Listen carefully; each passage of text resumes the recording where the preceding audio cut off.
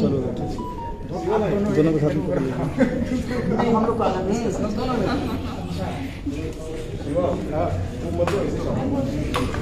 अरे ऐसे नहीं आएगा।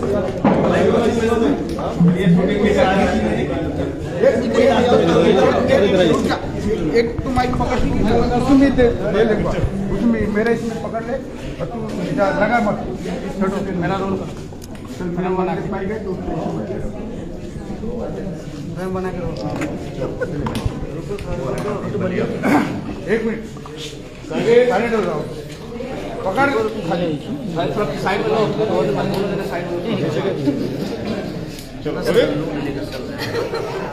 भैया का हाथ आ रहा है सर, इस कैमरे में हाथ आ रहा है। चलो रोल करो, कैमरा फ्रेम बना के रोल करो ना। कैमरे में हाथ नहीं का हाथ आ रहा है। अरे रुक ना, कैमरे में हाथ होता है, जरा साइड हो जा। कैमरा में हाथ आ रहा है, ये मिल जाएगा। अच्छा ठीक है, जो मिल जाएगा सब हटा दीजिए। इसी से सब कुछ आएगा। रोल सर ये बताइए आज कौन सा फिल्म का शूटिंग कर रहे हैं और आप मतलब आपका क्या मतलब इसमें कैरेक्टर कैसा है आपका?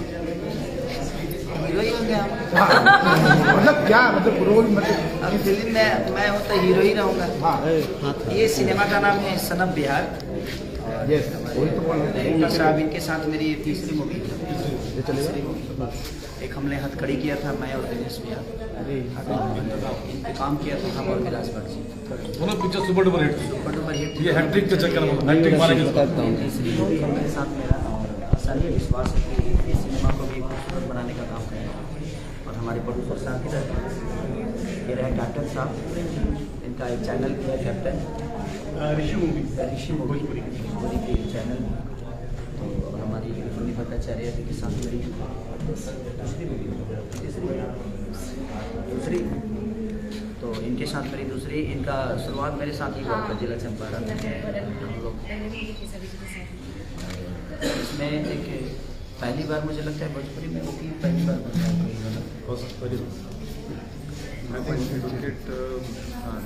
शायद पहली बार हीरो पहली बार कोई बनता है। मैं इसमें वकील के किरदार में हूँ कि सिर्फ हम हीरो किसी को मार के हीरो नहीं बन सकते। मुझे लगता है कि हर मुद्दे की लड़ाई होती है और जो हर मुद्दे पे बात करता है वही दुनिया का हीरो है। जिस तरह एक राम का चरित्र पूरी दुनिया ने उनको भगवान मान लिया, तो इसलिए क्योंकि हर किरदार में वो माँ की भी बात को माने, समाज को भी एक मोहब्बत की परिकाष्ठा जो होती है उसको भी लेकर चले। उनका विचारधारा ही पूर्वक, इसलिए पूरे हिंदुस्तान में उनको हीरो मान लिया और भगवान के रूप में देखा। तो एक हीरो का दायित्व जो बनता है हर क्षेत्र में उसको अपने आप को साबित करना होता है, चाहे वो जिस विधा में हो।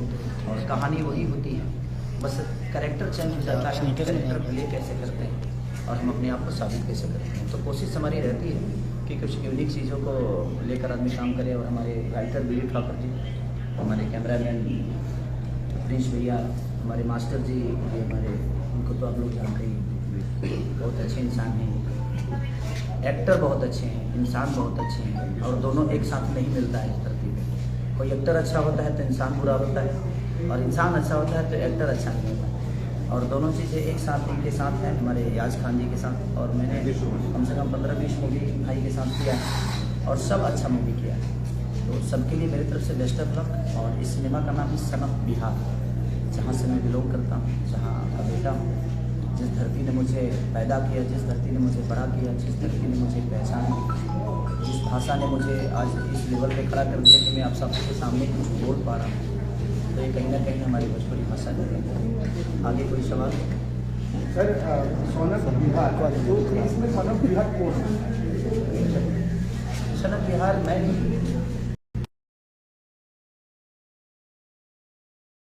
कैसे निकलना है सन ऑफ बिहार, क्योंकि बिहार में बहुत सारे कीर्तिमान हैं जो कि लोगों को पता नहीं है, सिर्फ किताबों में है। लेकिन हमें जागरूक करना है ताकि दुनिया को बताएं कि हम ऐतिहासिक धरती के पुत्र हैं। तो कोशिश हमारी यही है और इसीलिए हमने इस सिनेमा का नाम सन ऑफ बिहार। क्या खास तैयारी की है फर्स्ट टाइम आप वकील के रोल में आ रहे हैं? देखिए, कैरेक्टर के लिए तैयारी नहीं करनी पड़ती है, आप अनुभव कर लो, हर चीज़ तैयार हो सकती है। और एक कैरेक्टर जो होता है तो वो कहीं ना कहीं आप महसूस करते हैं। जैसे हम रिलेशन के लिए कुछ तैयारी नहीं करते, वो हमें महसूस करा देता है कि ये मेरी माँ है, ये मेरे पिता है, ये मेरा भाई है, ये मेरे फूफा है, ये मेरे बुआ है। तो करेक्टर जो होता है कि हीरो का हो चाहे किसी भी चीज़ की, उसके लिए तैयारी नहीं होती है, रिलेशन के लिए तैयारी नहीं होती है, किसी कहानी को बड़ा करने के लिए सीक्वेंस बन सकते हैं, परफॉर्म के लिए तैयारी नहीं की जाती है। आप महसूस कर लीजिए, आप अपने आप उसको परफॉर्म कर सकते हैं। मैं जहाँ तक अनुभव किया हूँ, बाकी लोग क्या करते हैं, क्या तैयारी करते हैं मुझे पता नहीं, लेकिन मैं अपने जीवन में तैयारी कुछ नहीं करता, सिर्फ करता हूँ। तैयारी करके करना तो मुझे लगता है एक टारगेट हो गया, बट नहीं, मैं करते जाता हूँ और अपने आप मेरा टारगेट बनते जाता है। तो मेरी कोशिश रहती है कि हर दिन एक नया रास्ता बनाऊँ और उस रास्ते पे पूरी दुनिया चले, उस रास्ते पे भी 10 से 20 गाड़ियाँ चलें, लोग अपनी मंजिल उस रास्ते पे चल के तय करें। डायरेक्टर सब कुछ कहें। हाँ, सबसे पहले वीरू ठाकुर जी ने जब मुझे सुनाई समझ गया, कहानी सुनने के बाद मैं कहानी से इतना प्रभावित हो गया, मुझे जहन में सिर्फ एक ही हीरो दिखते थे, मैं बोला खेसारी जी में ही ये रोल शूट करता है कि तूफान से मैं भी बिहार कराने वाला हूँ, बनाता हूँ। और इस कहानी में एकदम परफेक्ट खेसारी जी बैठे हैं और ये मेरे साथ बात कराइएगा जो बात सही है आजकल जो देखिए जो बात सही है, जो कहानी पढ़ने के बाद सुनने के बाद मुझे लगा, तो मैंने प्रोड्यूसर अमित जी को अप्रोच किया। अमित गुप्ता जी रेडी हो गए बनाने के लिए, मैं खेसारी जी को लेकर फिल्म करते हैं हम लोग हैं। ये बहुत अच्छी सब्जेक्ट है, एक नया सब्जेक्ट है और एकदम सटीक बैठता है। और डेट कैसा मिला खेसारी जी? आपको डेट कैसा दिया? सर 16 से डेट चल रही है, डेट तो 16 तारीख से मैं शूट करने वाला था, 14 के बाद। और और की समस्याएं ऐसी हो कि मैं सॉरी मांगता हूँ अपने प्रोड्यूसर साहब से भी और डायरेक्टर साहब से, क्योंकि मैं बिहार गया था, कुछ परेशानियाँ थी, क्योंकि मैं अलग एक धारा में चलता हूँ जीवन में। तो मेरे पे एक बाउंस का केस था, तो उसका बेल कराना मुझे, और मैं कोर्ट का बहुत सम्मान करता हूँ, इसलिए मैं अपने पावर से लोग अब बेल ले लेते हैं। बट मुझे लगता है कि नहीं, समाज में हर चीज़ बना है तो उसका नियम का पालन जब हम ही नहीं करेंगे तो ये समाज कैसे करेगी। तो मैं उसके बेल के लिए गया था और थोड़ी सी ऊपर नीचे चीज़ें हुई, फिर मेरा एक घटना हो गया, नेपाल में मेरी 4 गाड़ियाँ जल गई एक शो के दौरान, तो थोड़ा उसमें परेशान हो गया मैं, और थोड़ा सा 4-5 दिन सर को मैं बोला कि सर थोड़ा सा है, थोड़ी अलग स्थिति थी, सो नहीं पा रहा था मैं, घबराहट बहुत हो रही थी, मेरे सामने गाड़ियाँ मेरी चली थी, मेरे बच्चों को थोड़ा सा चोट भी लगा था। तो कहीं ना कहीं वो होता है आदमी, मैं भी इंसान ही हूँ, पत्थर तो हूँ नहीं कि मुझे महसूस नहीं होगा। तो एक इंसान के तौर पे मुझे थोड़ा सा परेशानी और घबराहट हो रही थी, तो 10 दिन से मैं बहुत परेशान था। तो फिर सर को मैं बोला कि सर मैं आज फाइनली आ रहा हूँ, तो मैं कल ही आया बिहार से, आज शुरू कर दिया, कल ही आया और आज शुरू कर दिया। उस कोर्ट और इस कोर्ट में क्या फर्क है खेसारी जी? सर उस कोर्ट में मुजरिम मैं था, इस कोर्ट में वकील मैं। खेसारी जी एक बात है, नेपाल का जो घटना हुआ था ना, तो दिनेश जी आपको बहुत ये किया, दिनेश जी से मैं बात भी किया था, दिनेश जी आपका सपोर्ट में आए थे एकदम से और बोले कि उनके साथ जो ये हुआ, तो उसके बाद आपका एक रिएक्शन जानना चाहता था हम लोग। सर जब अभिनंदन को पाकिस्तान में पकड़ लिया गया था तो पूरी देश अभिनंदन के साथ थी, लेकिन मेरे साथ जब घटना हुआ तो भोजपुरी इंडस्ट्री का एक आदमी खड़ा था।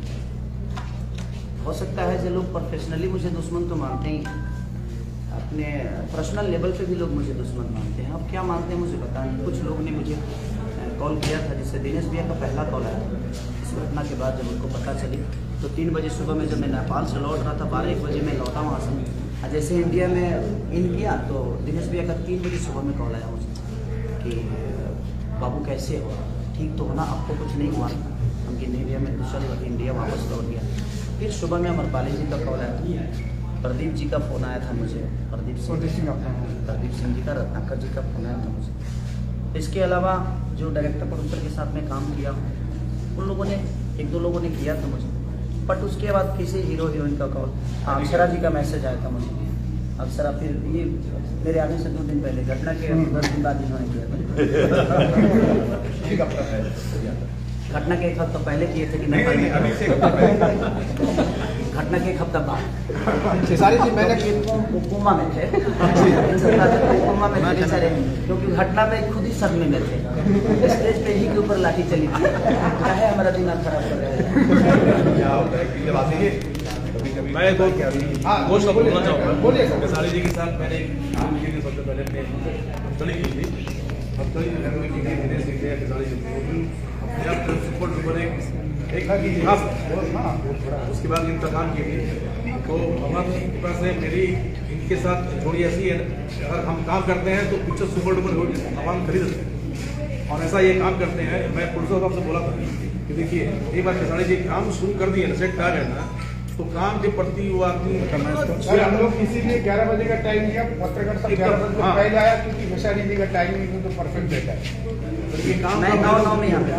उन्होंने बोला कि 9 बज जाते ना, 9 बजे तक पहली बार मैंने 9 में आया, मैं 9 मिनट लेट था। खेसारी जी आप सोते कब हो? कल मैंने शाम का एक आपका फोटो वायरल हुआ था पटना एयरपोर्ट का, और आप सोते कब हो? सबसे पहले दर्शक यही जानना चाहिए। अगर हम सोते तो शायद इस जगह पे नहीं होते। तो इंसान अगर हम सोते तो इस जगह पे नहीं होते। तो अगर आप सोइएगा तो आपके लिए दुनिया क्यों जगेगी?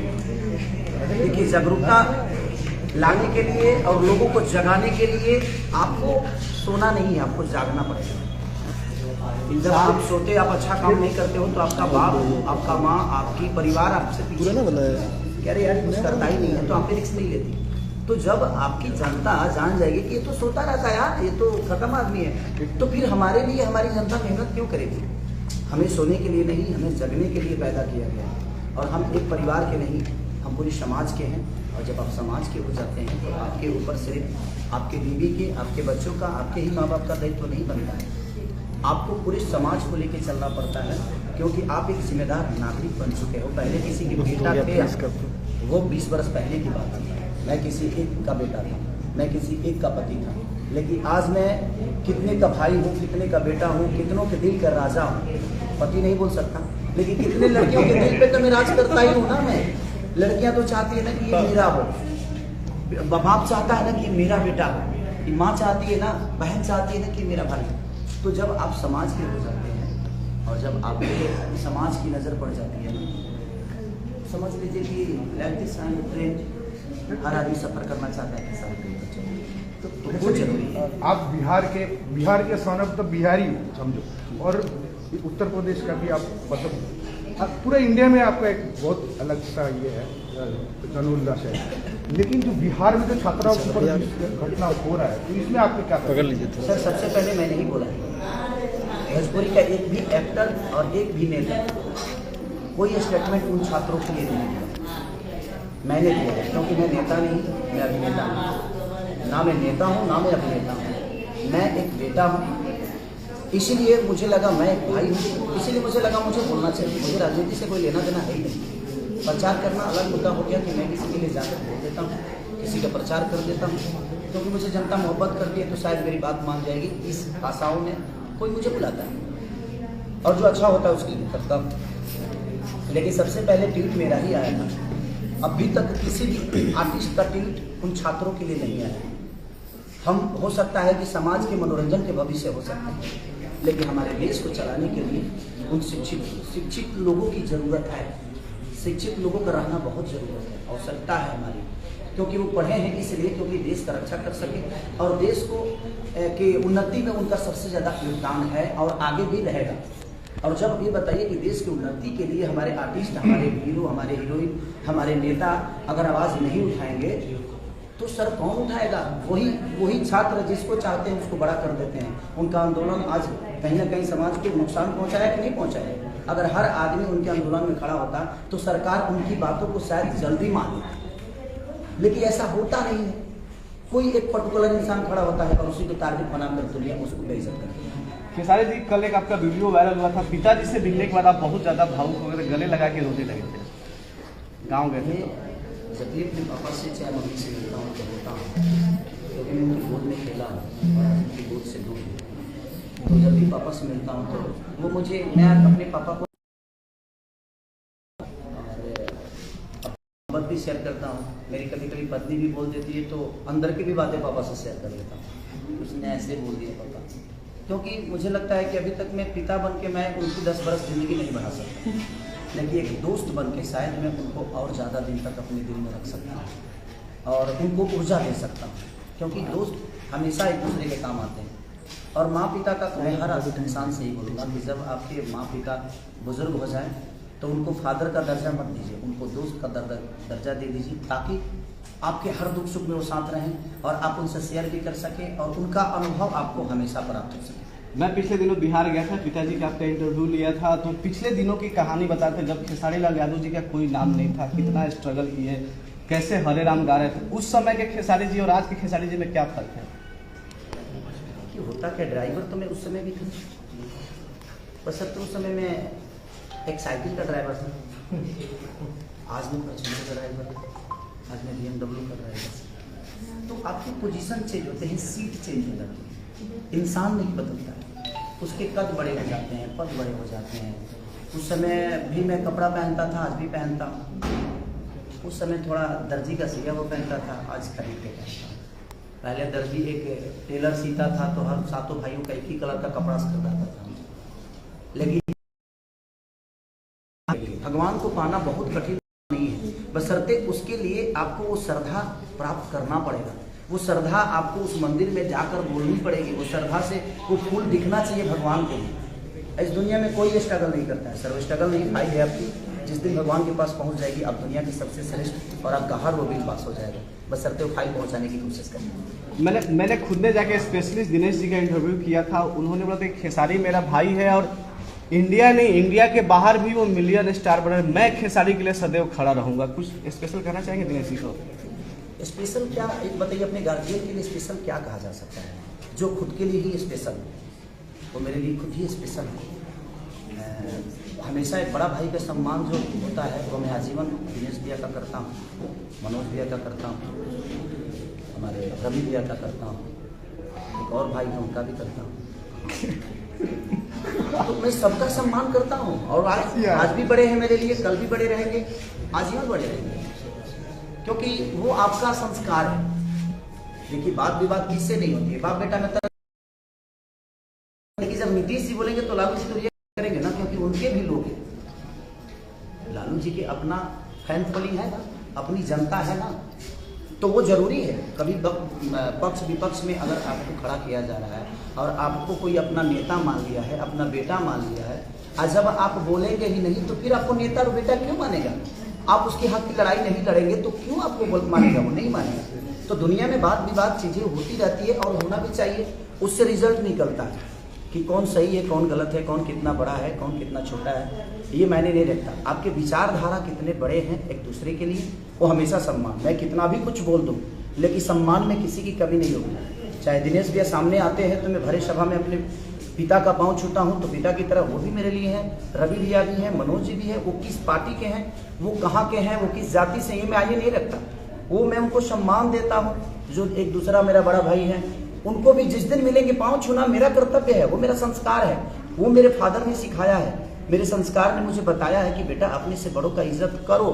दुनिया तुम्हारे बारे में क्या सोचती है ये मायने नहीं रखता। ये पद और ये कद मुझे बाद में मिले हैं, लेकिन मेरे अंदर संस्कार मुझे पहले डाला गया है।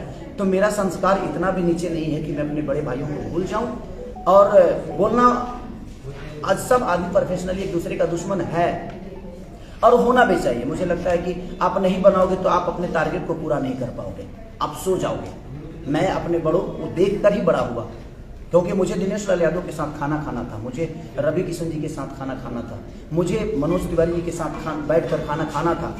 तो मैं मेहनत किया और मैं उनके साथ बैठकर खाना भी खाया, डिनर भी किया, उनके साथ सफर भी किया। तो वो मेरा टारगेट था कि मैं इन सारे भाइयों के, मैं इनसे फोटो खिंचाने के लिए नहीं, एक दिन ये बोले कि यार बेटा डिनर करना है। मैं उस सोच के साथ अपने जीवन को चलाता हूँ। और दुनिया में मैं आज भी बोल रहा हूँ, मैं सबके लिए, पूरी जनता के लिए बोल रहा हूँ, कोई काम मुश्किल नहीं है। खेसारी बहुत इजीली है, सिर्फ इसको पाने की क्षमता और वो ऊर्जा खेसारी को दिखनी चाहिए कि मेरा जो भक्त है, मेरा जो भाई है, मेरा जो फैन है, वो मुझे कितनी मोहब्बत करता है। जितने भी लड़के खेसारी के लिए टैटू बना देते हैं, उनके अंदर श्रद्धा होती है तो मैं कभी कभी शेयर कर ही देता हूँ, क्योंकि उनका वो प्यार मुझे दिखता है। कोई भी लड़का है जो बाल कटवा लेता है खेसारी लिखवा, तो मैं भी शेयर कर देता हूँ, क्योंकि यार देखिए इसको कोई दुनिया की नहीं पड़ी है, खेसारी मेरे सर पे रहना चाहिए, तो मैं शेयर करता हूँ। जब मेरे लिए कोई करता है तो मुझे करना भी चाहिए। और हर आदमी का दायित्व बनता है कि अगर हम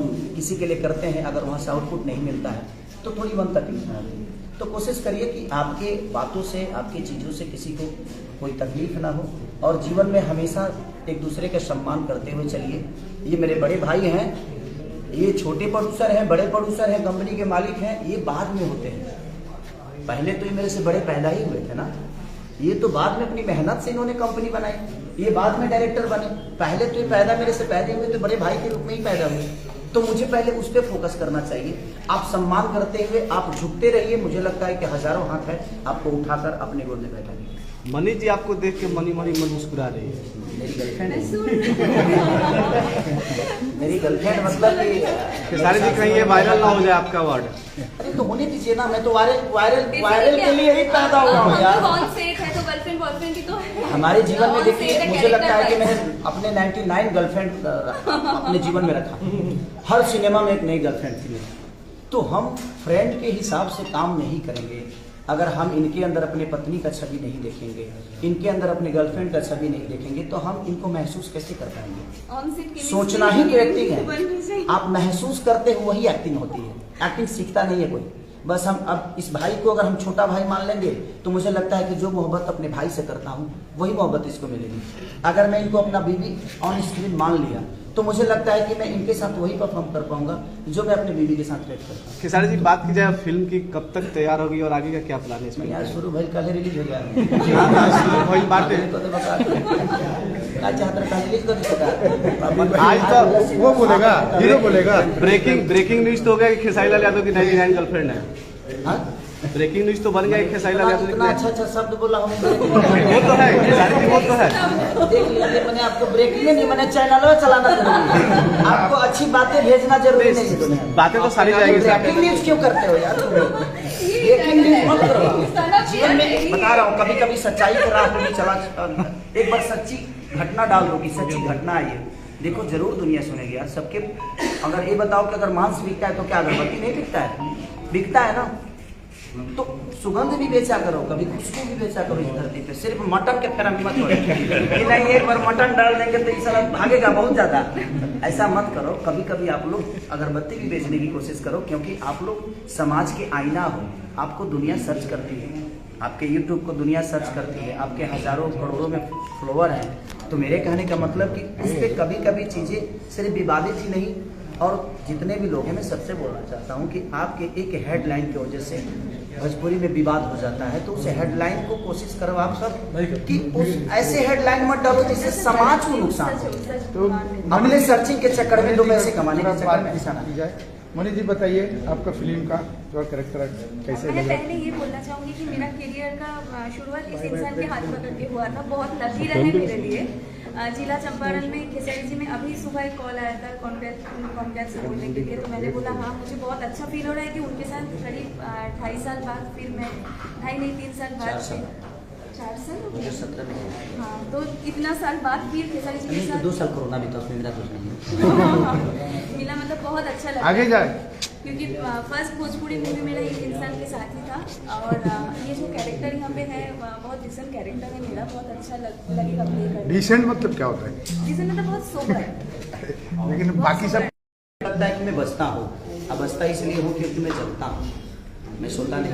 मैं कल मैं 2-3 दिन से ऐसे भी मैं 10 दिन से डिस्टर्ब था, तो नींद आई नहीं रही, तो काम ही कर रहा था। लेकिन बट जीवन में मुझे बहुत आगे जाना है। अभी मैं कुछ नहीं हूँ, अभी मैं जीरो हूँ। अभी मुझे हीरो बनना है। अभी तो मैं कैरेक्टर प्ले कर रहा हूँ, लेकिन मैं दुनिया के लिए कुछ करना चाहता हूँ, अपने समाज के लिए कुछ करना चाहता हूँ। ये विचारधारा लेकर मैं आज भी चल रहा हूँ, और आने वाले समय में भी ये विचारधारा हमारे मन में रहे। मैं बस लोगों से ही प्रार्थना करूंगा कि आप भी अपने विचारधारा को बड़ा करिए और कुछ करने की क्षमता करिए। सिर्फ अपने परिवार के लिए जीना शुरू करिएगा तो शायद 5,000 की नौकरी में आपके जीवन से मिल जाएगी। जब आप समाज की विचारधारा को अपनाइएगा तो मुझे लगता है कि आपका परिवार भी उतना ही बड़ा होगा जितने बड़े आप हुए, और अपना देश भी बड़ा होगा, अपना राज्य भी बड़ा होगा। सर यही स्टॉप करते हैं, लेकिन खेसारी जी से बहुत सारे सवाल रहते हैं हमारा, बहुत सारी है भी, क्योंकि मैं जवाब देता हूँ ना। सर आपके अभी फिल्म के बारे में नहीं, कहानी के बारे में नहीं बताया। कहानी अभी बता दें। सनम बिहार का रिलीज है। थोड़ा सा मतलब एक ऑनलाइन एक समाज की, ये देखिए समाज में जो आज रेप हो रहे हैं, झूठी चीजों को आज सबूत के तौर पे दुनिया को बताकर और गलत आदमी को डिसीजन दे दिया जाता है। मैं कोर्ट का सम्मान कर रहा हूँ, ऐसा नहीं कि मैं उसको नीचा दिखा रहा हूँ, लेकिन कुछ ऐसी चीजें हो जाती है कि जो दिखने में कुछ और होता है और पीछे कुछ और होता है। उसी को आईना देकर हम इस कहानी को लेकर चल रहे हैं, जिसमें बहुत सारे मुद्दे हम डाले हैं, चाहे वो दारू का मुद्दा हो, रेप का मुद्दा हो, समाज का मुद्दा हो, सभ्यता का मुद्दा हो, एजुकेशन का मुद्दा हो, तो एक मुद्दे के साथ हम जीवन को नहीं चला सकते। जैसे हमें पैदा होने के बाद मुझे जिल्लत भी, मेरे पापा ने भी मुझे मारा है, समाज ने भी मुझे मारा है, मेरी माँ भी डांटी है। तो जब आपके जीवन को बड़ा करने के लिए बहुत सारी चीज़ें होती है, आपके मिडिल स्कूल भी होती है, कॉलेज भी होता है, बस भी होती है, साइकिल भी होती है, उसी तरह एक कहानी में हर कैरेक्टर होता है, उसी तरह कहानी में हर एक मोड़ होता है, उसी तरह जिस तरह बाकी भी कहानी है। ये इस जमाने का कहानी यस, इस जमाने की, पूरा सुन लेंगे, इस जमाने की हम रामायण को लिख रहे हैं। पूरा सुनेंगे।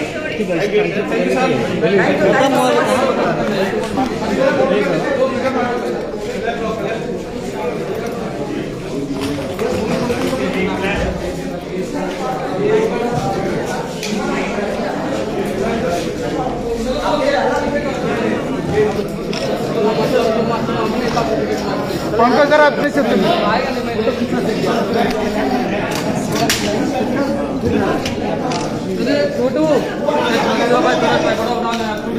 मेरे ट्राइपॉड है यार, जाती भी नहीं, जाने भी नहीं देती है। ये देखिए आपने खेसारी जी ने, खेसारी जी का नया पिक्चर सन ऑफ बिहार शुरू होने जा रहा है। खेसारी जी ने जो बोला आप सबने सुना भी, समझा भी, ऐसा ही उनको प्यार देते रहिए।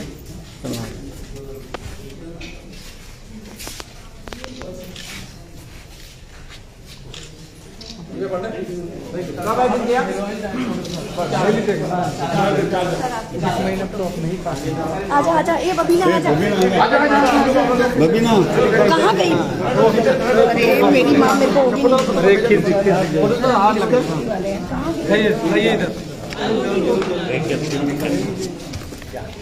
सर यहाँ पे देखिए, वो मनीष भाई अरे अरे जाइए ना, बोलिए तो। मनीष भाई अभी आप गए ना,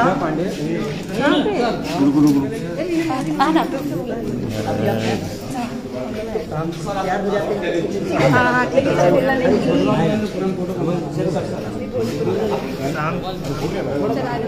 चल जाते बोल रहे हैं ना। अपना ये स्क्रिप्ट के साथ हम कह रहे थे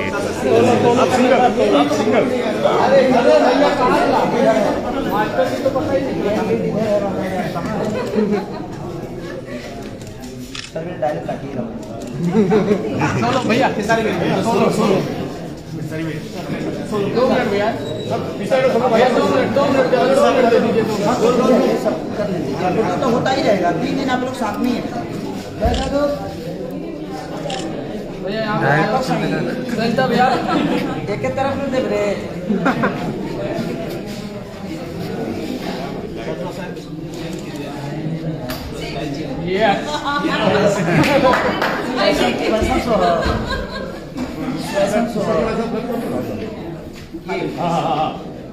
आगे नहीं, थोड़ा आगे, आपका हाथ आगे, बीच उसमें खड़ा कर आपका हाथ आगे, आपका हाथ आगे, ये हम लोग आगे करो, क्लैप करो।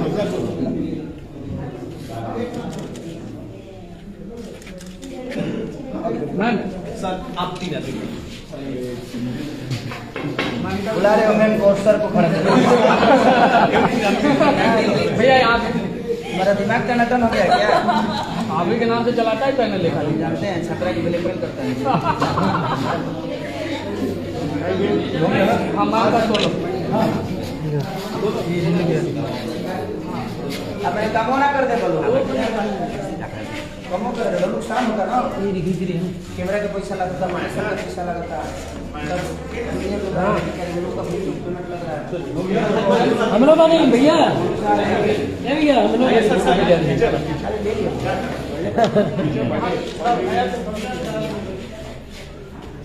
यहाँ पे मैंने तू इन्हें नहीं खा सका, हमरा कहने को मिल गया भैया खाने वाला फोटो ये है।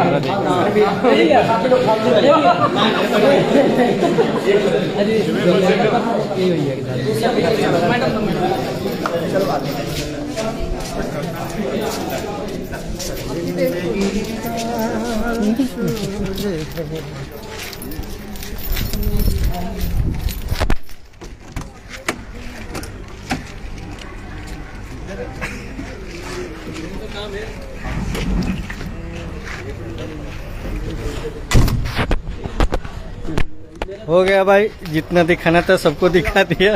आगे नहीं दिखा सकते क्योंकि वो चले गए। चलो भाई, ऐसा ही प्यार देते रहो आप लोग, और कृपया करके मेरा वीडियो को शेयर भी मारा करो। फॉलोवर्स ही नहीं हो रहा है यार। क्या बताऊँ। ये देखो हमारे